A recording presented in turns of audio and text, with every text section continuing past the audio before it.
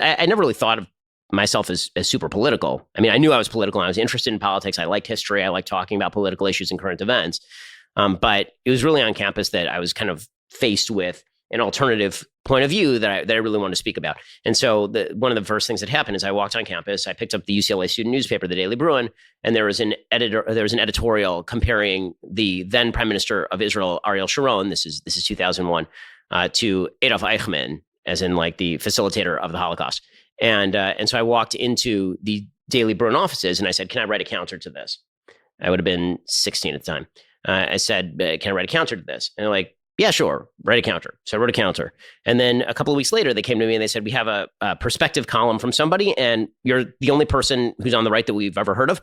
And so can you write the countervailing point of view? So that turned into every couple of weeks, we would do like a point-counterpoint column in the Daily Bruin. And then I applied for and got a kind of regular columnist position, just writing my own column at the Daily Bruin as the token conservative on the paper. It was very well read.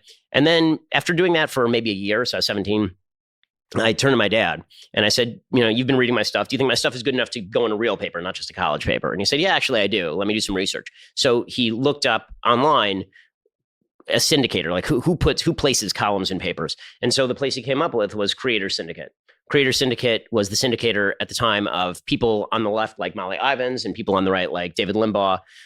Michelle Malkin was big at Creators at the time. And so my dad gave me their address, and there was sort of a form that you could just send in your columns. So I sent in my columns cold. And about 3 weeks later, they called, and they didn't know really how old I was. And so they said, we want you to write